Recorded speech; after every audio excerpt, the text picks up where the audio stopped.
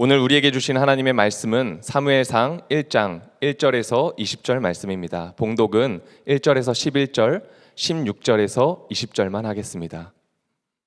에브라임 지파에 속한 숲의 자손 엘가나라는 사람이 에브라임의 산간 지방에 있는 라마다임에 살고 있었다. 그의 아버지는 여로함이고 할아버지는 엘리후이고 그 윗대는 도후이고 그 윗대는 숲이다. 엘가나에게는 두 아내가 있었는데 한 아내의 이름은 한나요, 또 한 아내의 이름은 분인나였다. 분인나에게는 자녀들이 있었지만 한나에게는 자녀가 하나도 없었다. 엘가나는 매년 한 번씩 자기가 사는 성읍에서 실로로 올라가서 만군의 주님께 경배하며 제사를 드렸다. 그곳에는 엘리의 두 아들인 홈니와 비느하스가 주님의 제사장으로 있었다. 엘가나는 제사를 드리고 나서는 늘 아내 분인나와 그가 낳은 모든 아들, 딸에게 제물을 각각 한 몫씩 나누어 주곤 하였다. 그러나 한나에게는 두 몫을 주었다. 비록 주님께서 한나의 태를 닫아 놓으셨지만 엘가나는 한나를 사랑하였다. 주님께서 한나의 태를 닫아 놓으셨으므로 그의 적수인 분인나는 한나를 괴롭히고 업신여겼다. 이런 일이 매년 거듭되었다. 한나가 주님의 집으로 올라갈 때마다 분인나가 한나의 마음을 늘 그렇게 괴롭혔으므로 한나는 울기만 하고 아무것도 먹지 않았다. 그럴 때마다 남편 엘가나가 한나를 위로하였다. 여보, 왜 울기만 하오? 왜 먹지 않으려 하오? 왜 늘 그렇게 슬퍼만 하는 거요? 당신이 10 아들을 두었다고 해도 내가 당신에게 하는 만큼 하겠소? 한 번은 엘가나 일행이 실로에 있는 주님의 집에서 음식을 먹고 마신 뒤에 한나가 일어나서 자리를 떴다.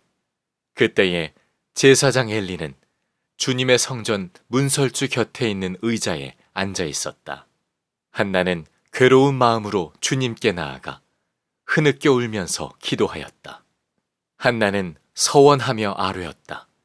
만군의 주님, 주님께서 주님의 종의 이 비천한 모습을 참으로 불쌍히 보시고 저를 기억하셔서 주님의 종을 잊지 않으시고 이 종에게 아들을 하나 허락하여 주시면 저는 그 아이의 한 평생을 주님께 바치고 삭도를 그의 머리에 대지 않도록 하겠습니다.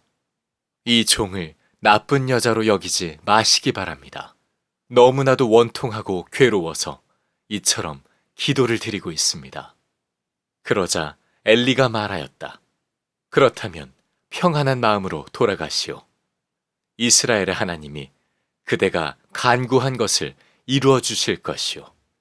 한나가 대답하였다. 제사장님, 이 종을 좋게 보아 주시기 바랍니다. 한나는 그 길로 가서 음식을 먹었다. 그리고 다시는 얼굴에 슬픈 기색을 띠지 않았다. 다음 날 아침 그들은 일찍 일어나 주님께 경배를 드리고 나서 라마에 있는 집으로 돌아왔다. 엘가나가 아내 한나와 동침하니 주님께서 한나를 기억하여 주셨다. 한나가 임신을 하고 달이 차서 아들을 낳았다. 한나는 주님께 구하여 얻은 아들이라고 하여 그 아이의 이름을 사무엘이라고 지었다.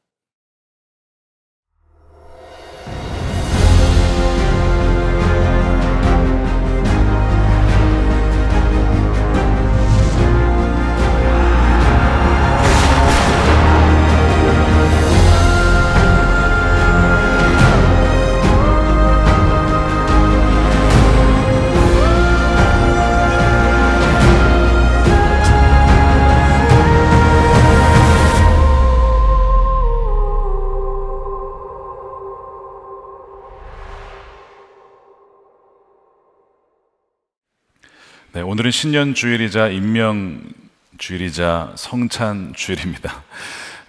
우리 지난 3일간 금식 성회를 잘 드렸습니다. 하나님이 주신 은혜에 감사를 드리고, 여러분 성령의 불을 끄시면 안 됩니다. 장작과 기름을 항상 공급하셔야 됩니다. 아무리 큰 은혜를 받아도 가만히 있으면 꺼지기 때문에 그래요. 올해 주일에는 이 사무엘상 말씀을 나누려고 하고요. 금요 성경 집회는 요셉 시리즈가 마치는 대로 우리 로잔 대회를 준비하며 삼국교회가 같이 우리 사도행전 말씀을 나누기로 했습니다. 그래서 우리 사도행전 말씀을 우리 금성 때는 나누도록 하겠습니다. 아마 눈치채신 분들은 아시겠지만 제가 주로 인물 설교를 하신다는 것을 아실 겁니다. 여호수아, 다니엘, 요셉 이런 식으로 이번에도 이제 다윗이 나오게 될 텐데 그렇게 하는 이유가 있습니다. 이 성경은 하나님의 이야기죠. 그리고 거기에는 하나님 나라의 인물들이 나옵니다. 그리고 고유한 역할이 있어요. 동일하게 우리도 지금 하나님의 이야기 속에 살고 있는 거 아십니까? 우리는 하나님 이야기에 있어요. 잊으시면 안 됩니다. 그는 그냥 성경만의 이야기가 아니고 우리가 지금 그 하나님의 이야기 안에 여러분 각자가 역할이 있다는 것입니다. 그리고 이 성경의 인물들의 이야기와 우리의 이야기는 맞닿아 있고 비슷한 점이 굉장히 많아요. 그래서 우리가 이 이야기를 읽고 하나님 말씀을 들을 때마다 거기에서 그 하나님의 이야기를 통해서 우리의 이야기를 해석하고 보는 훈련을 하는 것입니다. 그래서 이번 사무엘상 시리즈를 통해서 하나님의 뜻이 무엇이며 하나님의 마음에 맞는 사람이란 어떠한 삶인지를 그것을 우리가 모두가 깨닫게 되는 시간이 되기를 원합니다. 이 사무엘상이 시작되는 배경은 사사기입니다. 우리가 사사기를 다루지는 않았지만 출애굽 이후에 광야 40년을 지나고 여호수아가 이 가나안 정복 전쟁을 승리를 이끌고 그 다음에 그가 죽습니다. 그 이후에 영적 암흑기가 찾아오게 되죠. 바로 도덕적, 정치적, 영적 무정부 상태라고 부를 수 있는 자기의 소견에 오른 대로 살았던 시대, 그 시기가 이어지는데 정말 이 신앙이 없는 건 아니었지만 신앙이란 이름으로 욕망의 시대, 신앙의 이름으로 욕망을 포장하고 또한 탐욕을 쫓아 살았던, 또한 하나님을 잊었던 시대라고 부를 수가 있습니다. 근데 그 시대에 참 위대한 믿음의 여인이 있었어요. 그 중에 한 명이 룻이고 또 한 명이 한나입니다. 동시대 사람이에요. 동시대 사람. 룻기 이후에 사무엘상이 이어지잖아요. 그러니까 룻은 그리고 한나는 공통점이 가정에 어려움이 있었다는 공통점과 그 사사기의 암흑기를 지났다는 공통점과 더불어서 그 위기를 믿음으로 기도로 돌파했다는 또 공통점이 있습니다. 또 하나는 룻기의 마지막은 다윗을 낳았다로 끝납니다. 다윗을 낳은 그 선조가 되는 것이죠, 룻이. 그러면서 동시에 한나는 사무엘을 낳은 어머니가 됩니다. 그리고 다윗과 사무엘은 함께 이 사사기의 암흑기를 종결시키고 정말 이스라엘의 가장 영광스러운 시대를, 새 시대를 엽니다. 다시 한번 말씀드리면 시대를 전환시키는 인물들이 바로 이 사무엘 그리고 다윗입니다. 그런데 그 남자들 누가 낳습니까? 위대한 믿음의 여인들이 나타나는 거예요. 믿음의 여인들이 항상 있습니다. 우리가 오늘 그 한나를 살펴보려고 합니다. 오늘 1절에 보시면 엘가나라고 하는 인물이 나오는데 엘가나가 이 에브라임 지파 땅에 살고 있었어요. 그래서 오늘 세번역 성경은 에브라임 지파라고 소개가 되어 있지만 사실 개정판이나 또 다른 번역을 보게 되면 땅은 에브라임 지파 쪽에 살았지만 그의 출신은 역대상 6장에 근거하면 레위 지파의 고핫 자손이다라는 것을 알게 됩니다. 거기에 이 엘가나가 참 경건한 남자로서 살아왔어요. 참 부유한 집안이기도 했는데요. 주기적으로 하나님을 예배하러 가는데 혼자만 예배하는 게 아닙니다. 가족들을 다 데리고 가요. 자녀들의 신앙 교육에 굉장히 관심이 많았던 아버지가 엘가나입니다. 한편으로 본문에 이제 앞으로 나오겠지만 엘리 제사장은 자녀들의 신앙 양육을 신경 쓰지 못했습니다. 그래서 본인도 나중에 점점 타락하고 그 다음에 그 두 아들들은 더 심한 이 두 가정이 대비가 되고 있어요. 이 엘가나에게 두 아내가 있었습니다. 한나와 분인나예요. 한나라는 이름의 뜻은 은혜를 입은 여인, 짧게 얘기하면 그냥 은혜입니다. 그리고 분인나의 이름은 진주 혹은 산호의 브랜치, 가지라고 하는 이름을 갖고 있어요. 이 분인나에게는 자녀들이 있었습니다. 그러나 한나에게는 자녀가 없었죠. 이것이 이제 문제의 시작이 됩니다. 그렇다 보니까 예배를 드리고 난 다음에 이 제사 음식을 이 엘가나가 한나에게는 분인나보다 2배를 주는 거예요. 그러니까 위로 차 준 것 같아요. 그리고 더 사랑했기 때문에 그런 것 같습니다.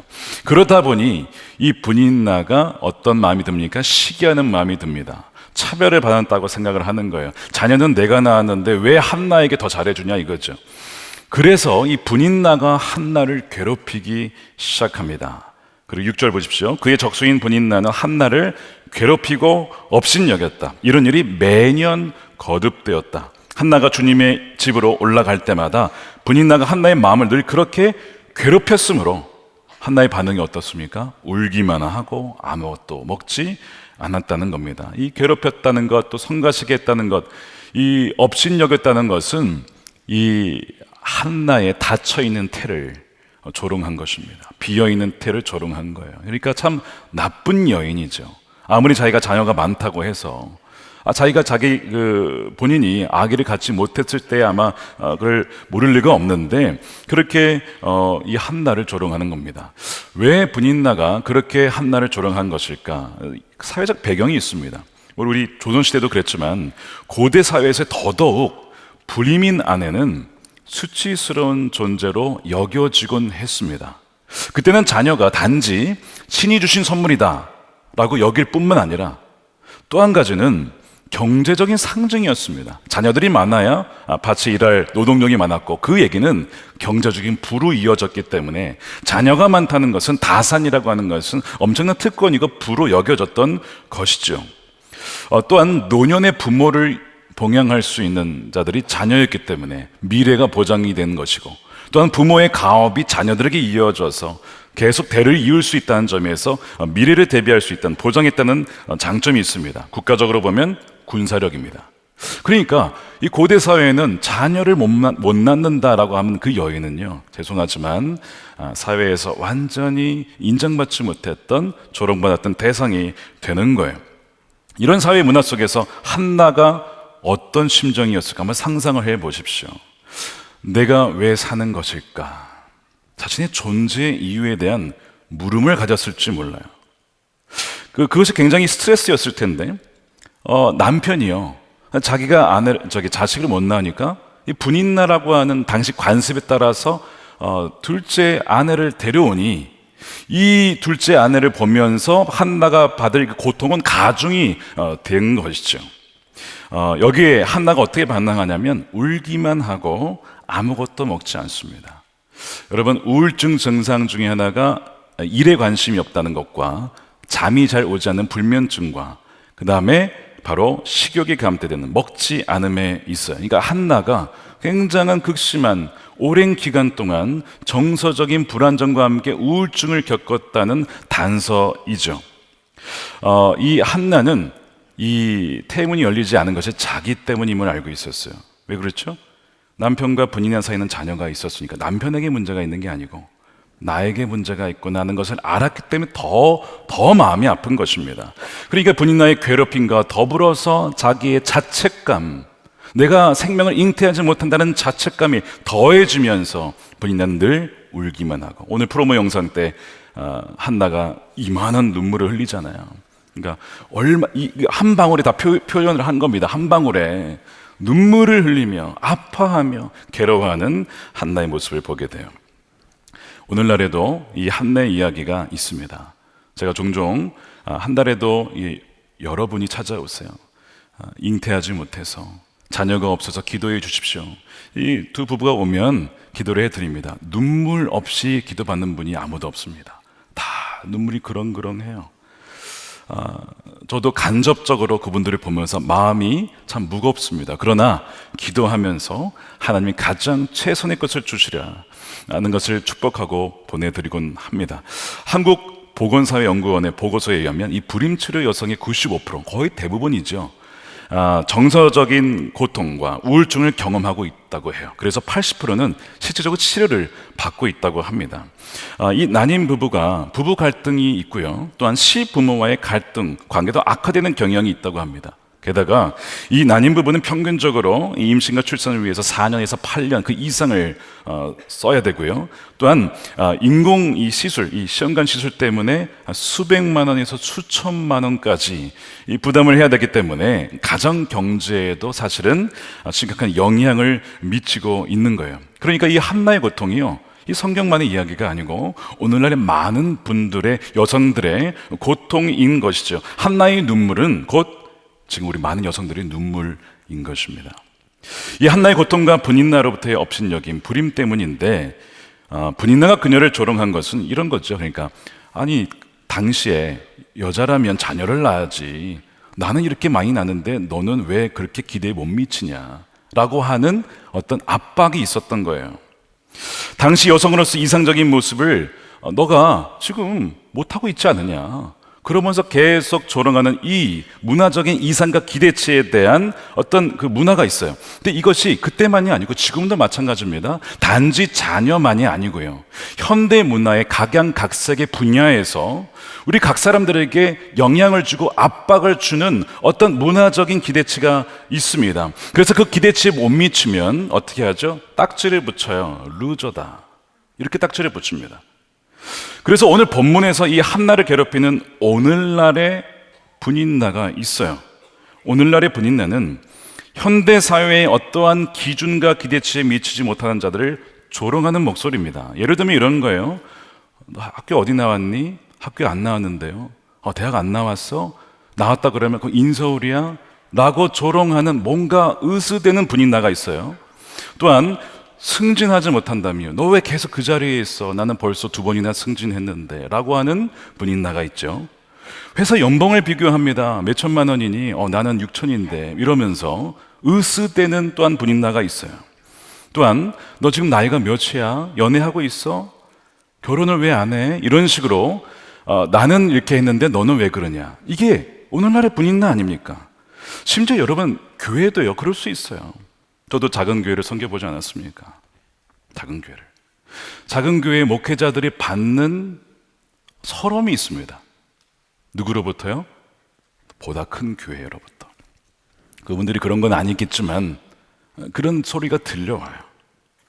개척한 지 몇 년인데 아직도 왜 그러고 있냐 라고 하는 눈빛과 어떤 태도들이 있어요. 굉장히 사실은 마음 아픈 것이죠. 그러니까 오늘날의 주위에 우리의 분인나들이 있습니다. 분인나들. 이것이 바로 우리 현대사회와 관습 우리에게 강요하는 어떤 문화적인 기대치예요. 이건 진리는 아닌데 사회에서 그렇게 따라가지 않으면 루저라고, 뒤처지는 자라고 하니까 어쩔 수 없이 맞춰가려고 하고, 어쩔 수 없이 그 그룹 안에 이너서클에 들어가려고 아등바등하는 모습이 우리의 지금 모습 아닙니까? 오늘날 여성들이 겪는 분인나의 가장 고통스러운 형태는 외모입니다. 외모. 남성도 마찬가지인데요. 나는 이렇게 예쁘고 날씬하고 그런데 너는 뭐니? 라고 하는,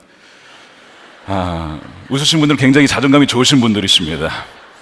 제가 굉장히 조심스럽게 말씀을 드리고 있어요. 실제로 이것 때문에 고통스러워하는 분들이 많기 때문에 그렇습니다. 여러분, 외모는 물론 어떤 외모라기보다 정결하고 깔끔하게, 왜 자신만 보는 것이 아니라 남도 보니까 준비하는 것은 중요하지만, 외모 지상주의는 이건 분명 왜곡된 것이고 이거는 우상입니다. 숭배 대상이 되고 있습니다. 이 분인나에 이런 업신여김이 있어요, 여러분. 제가 죄송하지만 예전에 한번 말씀드린 것 같은데 용서해 주시고 들어주시길 바랍니다. 미국에 저희가 갔을 때, 저희 딸이 이제 3살 때 갔거든요. 한 6살 정도 지났을 때 바비 인형을 원해서 사줬어요. 기억나십니까? 바비 인형 어떻습니까? 저 기형적으로 다리가 길고, 뭔지 아시죠? 이 비율이 말도 안 되게, 인형이니까 그렇다 치지만 어쨌든 이 백인이니까 금발머리에 얼마나 예뻐요. 그러니까 이제 아이가 너무 예쁘다고 좋아했어요. 근데 초등학교를 들어가면서 어떤 일이 벌어졌냐면 애가 점점 우울해지는 겁니다. 왜요? 자기 주위에 다 백인이에요. 90% 이상이 백인이었습니다. 95% 가까이. 다 금발이, 거의 대부분 금발이, 아니면 브라운이든지 갈색이든지 어쨌든 자기 혼자 거의 자기랑 인도 사람 몇 명만 검정머리예요. 비교가 되지 않겠습니까? 피부 색깔도 백인과 약간 색깔이 달라요. 얼굴 모양도 다릅니다. 눈도 다릅니다. 코도 다릅니다. 그리고 바비냐고 보니까 또 달라요. 어떤 마음이 드는 거예요? 어느 날 엄마한테 와서 엄마 나 어글리한 것 같아. 못생긴 것 같아. 추한 것 같아. 이러는 거예요. 제가 그 얘기를 전에 듣고 무슨 일이냐고 알아보니까 애가 이러한 프레셔를 받았던 것입니다. 학교에서 친구들로부터 또한 바비로부터.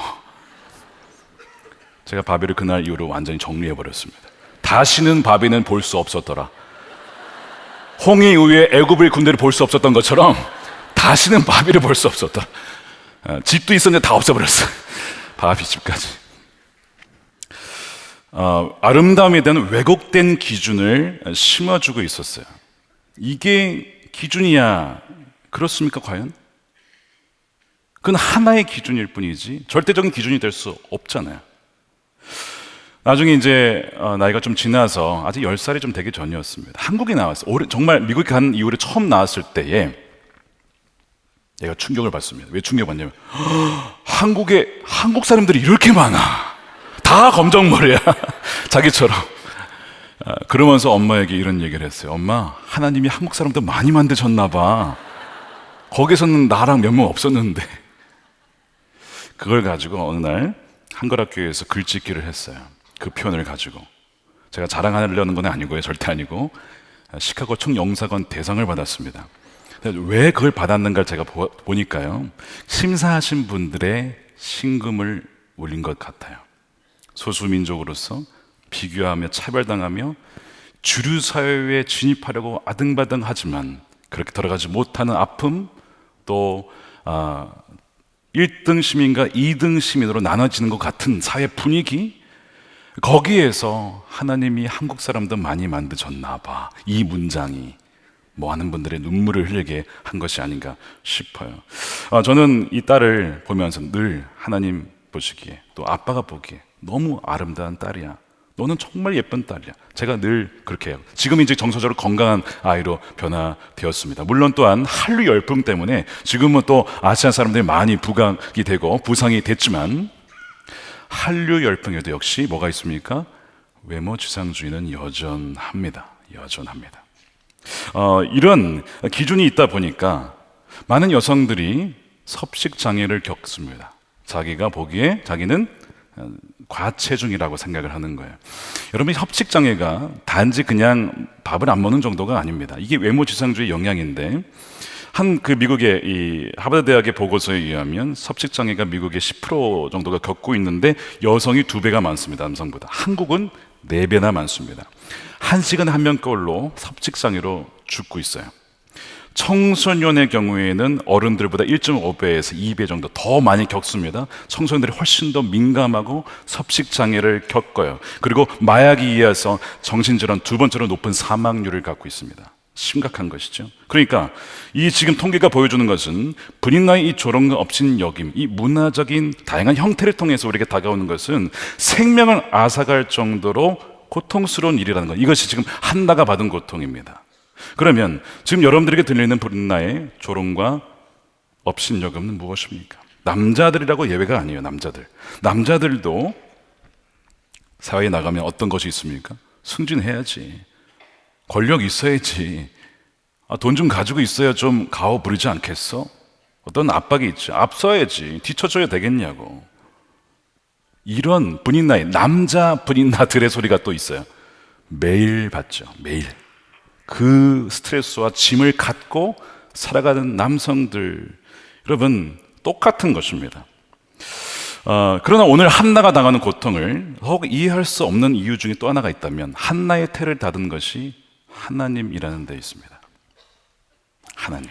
오늘 5절에 비록 주님께서 한나의 태를 닫아 놓으셨지만 주님께서 닫으셨대요. 6절에 주님께서 한나의 태를 닫아 놓으셨대요.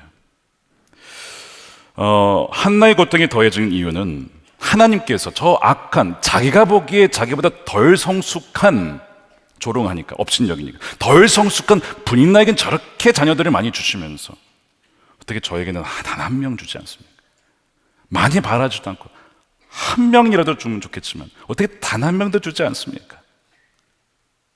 이해가 안 되는 것이죠. 원통한 것입니다. 여러분, 하나님께서 여러분의 앞길에 소위 태의 문, 취업의 문, 승진의 문, 재정의 문, 사업의 문을 닫으셨다면 이해하실 수 있겠어요? 내가 보기에 하나님도 믿지 않고 내가 보기에 나보다 덜 성숙한 사람의 문들은 활짝 열려 있는데 왜 제 인생의 문들은 다 닫아 놓으셨습니까? 이러면 이해할 수 있는 자가 얼마나 있겠습니까? 그러니까 한나는 더 괴로웠던 겁니다. 이 상황에서 대안이 제시가 됩니다. 대안이 뭐냐면 남편이 대안을 가져와요. 이 엘가나가 이 한나를 보면서 굉장히 아파하죠. 불쌍히 여기면서 8절에 왜 그렇게 늘 슬퍼만 하오? 이 남자들의 이 여성에 대한 공감 능력은 그렇게 좋지는 않아요. 그러니까 이해를 못하는 거야, 왜 우는지를. 그러면서 얘기하는 게 뭐냐면 내가 당신에게 하는 만큼 하겠냐 이거죠. 여러 아들이 있다 하더라도 그 여러 아들보다 내가 더 낫지 않냐라고 위안을 주는 것입니다. 참 그래도 괜찮은 남편이에요. 왜냐하면 당시에 자녀를 못 낳은 여자에 대한 이 취급에 대하면 이 엘가나는요 너무나 귀한 사람이에요. 왜냐하면 한나를 도구로 대하고 있지 않기 때문에 그렇습니다. 자녀 낳는 기계로, 자녀 낳는 도구로 삼고 있지 않다는 점에서 이 엘가는 참 멋진 남편입니다. 그녀를 그 자체로 살아있는 인격으로 대우해 준 거예요. 당신은 나에게 자녀를 낳아주기 위해서 나랑 결혼한 게 아니야. 당신은 그 자체로 나의 사랑스러운 대상이야. 참 위로가 되었겠지 않겠습니까? 유대 철학자 마틴 부버의 표현을 빌린다면 두 가지 관계가 있어요. 하나는 나와 너의 관계, 그저 존재 자체로 인격적인 관계예요. 사랑하는 관계입니다. 그게 나와 너의 관계거든요. 또 다른 관계는 뭡니까? 나와 그것, 그 누군가를 도구로 삼아서 나의 목적을 성취하기 위해 부품으로 삼는 거, 그런 관계가 있어요. 일적으로만 대하고 나의 어떤 이익을 취하기 위해서 사용하는 관계. 그러나 엘가나는 그저 한나를 나와 너의 관계, 사랑하는 존재로 대우해 주었다는 점에서 참 멋진 남편입니다. 그런 남자들이 되시기를 축복합니다. 그런 남편들이 되시기를 축복합니다. 그러나 이 엘가나의 존재가 참 귀했지만 한나는 거기에 머물러 있지 않습니다. 거기에 어떤 응답을 하진 않아요. 귀했겠죠. 감사했겠죠. 그러나 거기에 머물러 있지 않고 오늘 9절에 보시면 엘가나 일행이 실로에서 그 성소가 있는 곳에서 음식을 먹고 마신 뒤에 한나가 자리에서 벌떡 일어납니다. 여러분, 벌떡 일어난다는 것은 무슨 뜻이죠? 뭔가 그래 결심했어 그런 뜻 아니에요? 뭔가 벌떡 일어나더니 뭔가 결단을 해요. 더 이상 이런 상황에 끌려가지 않겠다. 상황 때문에 불행해하며 울며 음식을 거부하며 그런 삶을 살고 싶지 않다라고 결단을 내리고 어디로 갔느냐? 성소로 갑니다. 실로에 있는 성소로. 거기로 가서 기도를 하죠. 눈물의 간구와 기도를 드려요. 자, 11절에 한나가 서원을 합니다. 서원 기도를 드려요. 만군의 주님, 만일 주님께서 주님의 종의 이 비천한 모습을 참으로 불쌍히 보시고 저를 기억하여 주셔서 주님의 종을 잊지 않으시고 이 종에게 아들을 하나입니다. 단 하나를 만일 허락하여 주시면, 굉장히 완곡한 표현이에요. 만일 주시면 저는 그 아이의 한 평생을 주님께 바치고 삭도를 그의 머리에 대지 않게 하겠습니다. 서원 기도를 드렸는데 나스린으로 바치겠다는 겁니다. 나스린은 일정 기간 동안 하나님을 위해서 전적으로 바쳐지는 거예요. 일정 기간 동안, 그게 한 달이든 뭐 1년이든 일정 기간. 근데 지금 한나는 뭐 하겠다는 겁니까? 라이프타임, 평생을 바쳐진 자로 하나님께 드리겠다는 그런 서원 기도를 하고 있어요. 이게 나스린 기도죠. 그 기도를 드린 다음에 이 엘리 제사장으로부터 평안히 가라, 하나님이 내가 기도하여 구한 것을 허락하기 원한다라는 말을 듣습니다. 그리고 그 말을 들은 다음에 음식을 먹기 시작하고 그 다음에 다시는 근심하지 않습니다. 18절에 제사장님, 이 종을 좋게 여겨주시기를 바랍니다. 하나님의 호의로 봐주시길 바랍니다. 하나는 그 길로 가서 음식을 먹고 다시는 얼굴에 슬픈 기색을 띠지 않습니다. 오늘로 모든 슬픔은 끝이에요. 자, 어떻게 그럴 수 있었을까요? 임신했습니까? 지금? 아니거든요. 자녀 난 것도 아니거든요. 주실지도 몰라. 여러분, 주실지도 몰라 가지고 확신을 가질 수 있으세요? 아니요. 계속 염려됩니다. 하나님, 내가 바치기로 했으니까 주실 거야. 거래적인 관계는 확실하게 오지 않는 이상 계속 불안하기 마련이에요. 근데 지금 슬픈 기색이 없다는 거예요. 그것은 물론 이 한나가 믿음의 여인이기 때문에 믿은 건 맞아요. 하나님이 주시겠다라는 믿음, 게다가 엘리 제사장으로부터 응답을 받았으니까 하나님이 주시겠다라는 그 믿음 때문에 더 이상 슬퍼하지 않는 것이 물론 맞습니다. 그러나 한나는 지금 아들을 주실 것이라는 단지 그 이유만으로 슬픔이 사라진 것은 아닙니다. 왜냐하면 한나는 아들을 가져도 가질 수 없기 때문에 그렇습니다. 지금 나시린으로 바치겠다고 했잖아요. 바치겠다는 것은, 여러분, 나시린은 하나님께 완전 드려진 거예요. 드려졌다는 얘기는 사실상 죽은 거거든요. 첫 것은 내 것이야. 원래 첫 것은 다 죽어야 되는데 죽었다 치고 나에게 드리는 거야. 그러니까 이 아들은 내가 가질 수 없는 겁니다. 만약에 한나가 내가 아들을 가질 수 있으니까 이제는 슬퍼하지 않고 기뻐했다면 분인나와 차이점이 뭐가 있어요? 똑같은 것이죠. 이 시대가 요구하는 어떤 성취, 어떤 그 기대치에 나도 이제 나도 그렇게 될 수 있어라는 그 기쁨이 온 게 아니라고요. 지금 한나는 그게 아니고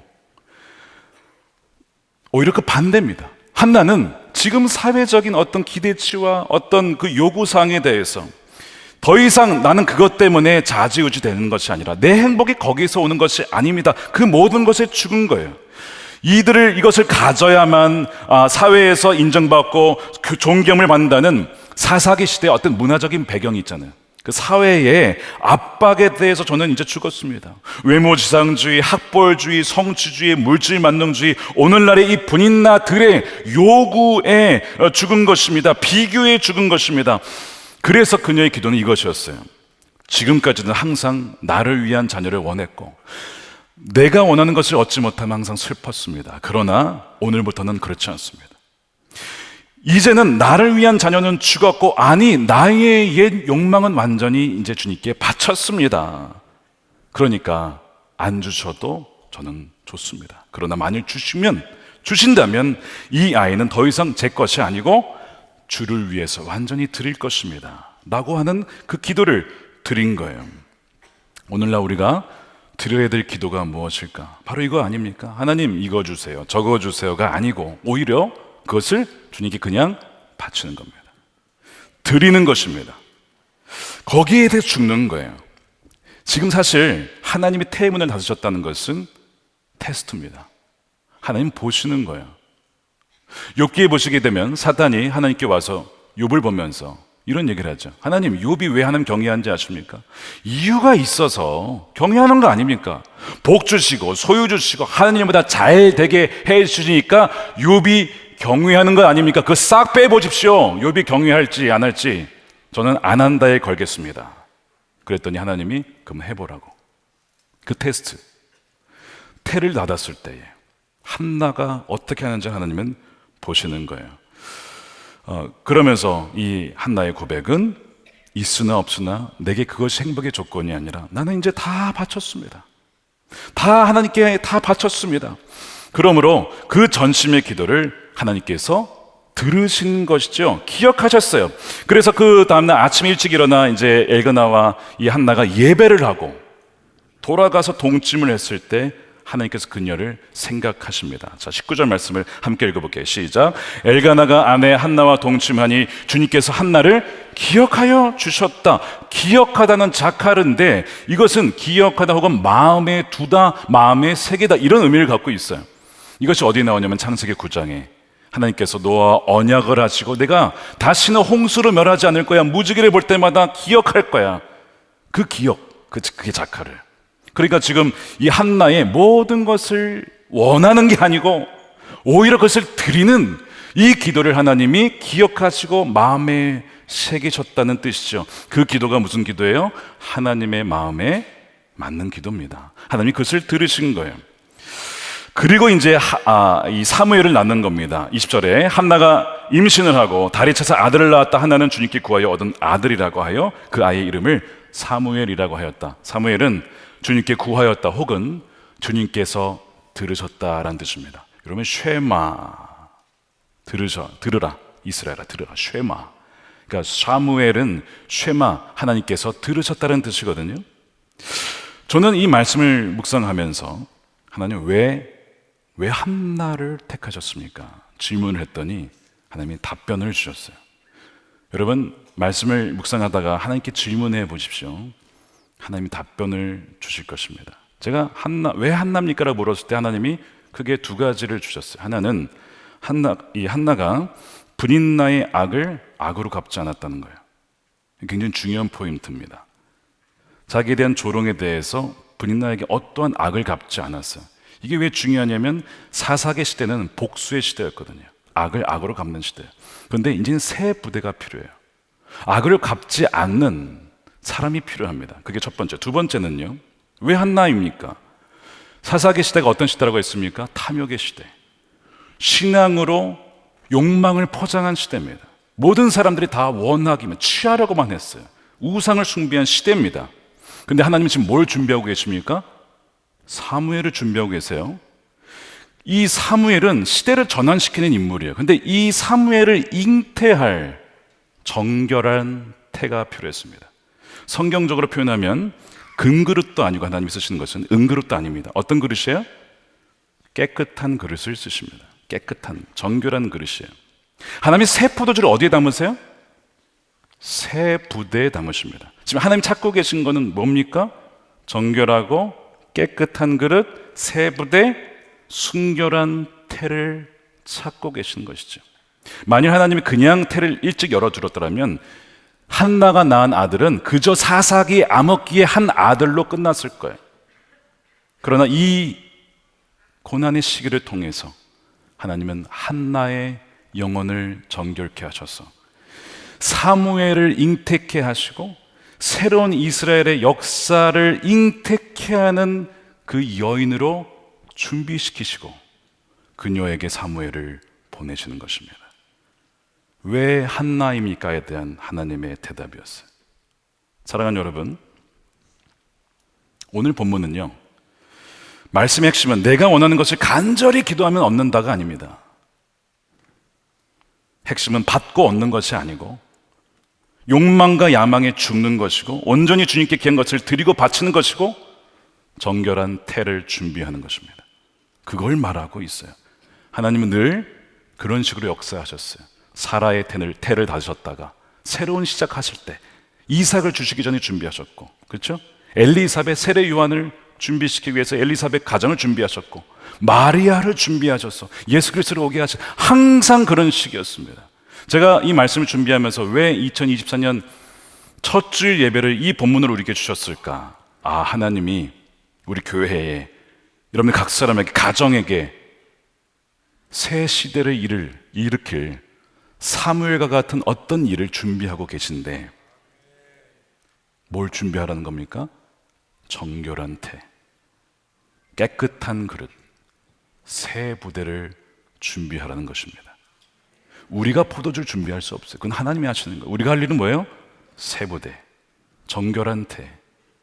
이 세상에 똑같이 그 기준에 맞춰서 아등바등 올라갈 사람이 필요한 게 아니고 시대를 역행하여서 모두가 욕망을 원하고 모두가 다 강구하고 얻고자 할 때에 오히려 바치고 드리고 인생을 드리는 그 여인을 찾으셨다고요. 마찬가지로 하나님이 지금 올해 사무엘 어떤 역사를, 새 역사를 이루실 텐데 한나와 같은 여인들을 찾고 계시구나. 한나와 같이 하나님 마음에 합한 맞는 그 기도를 실제로 마음 중심으로 드리고 자기의 인생을 드린 자를 찾고 계시는구나 하는 것을 깨닫게 되었어요. 그러면서 주님, 저도 그런 그릇이 되게 해 주십시오. 하나님의 새로운 역사와 생명을 잉태하는 정결한 태가 되게 해 주십시오. 그렇게 기도하게 되었고 그렇게 여러분들을 위해서 기도하게 되었습니다. 사랑하는 여러분, 오늘 새해 첫 주 예배 이 말씀을 여러분의 가슴에 새기십시오. 하나님의 마음에 맞는 기도를 시작하여서 이 시대의 욕망에 맞춰가는 자가 아니라 오히려 거슬러서 하나님의 역사를 잉태하고 품어내고 열매를 주님께 올려드리는, 다 드리는 저 여러분들의 복된 2024년이 되시기를 주님의 이름으로 축원드립니다. 우리 함께 기도하겠습니다. 이 시간 우리 성찬을 준비하겠습니다. 성찬은 나는 죽고 이제 예수로 살아간다는 거 아닙니까? 나의 옛자는 죽었어요. 욕망은 죽었어요. 나의 사사기의 암흑기는 끝난 겁니다. 사사기에 또 그런 아들을 낳자는 게 아니고 완전히 새로운 사무엘을 낳아야 되기 때문에 이제는 옛 그릇에 담을 수가 없어요. 옛 부대에 담을 수가 없습니다. 터져버리니까 완전히 새로운 부대가 필요합니다. 오늘 성찬은 바로 우리를 그런 새로운 부대로 준비시키시고 내가 새 일을 행하겠다라고 하는 하나님의 확정인 것입니다. 오늘 그 믿음으로 오늘 우리 성찬을 받았으면 좋겠어요. 주님, 내 안에 계신 주님, 새로운 사무엘과 같은 역사를 이루어 주시옵소서. 나의 옛 욕망은 죽었습니다. 하나님만 온전히 영광 받아 주옵소서. 우리 함께 기도로 우리 성찬을 준비하겠습니다.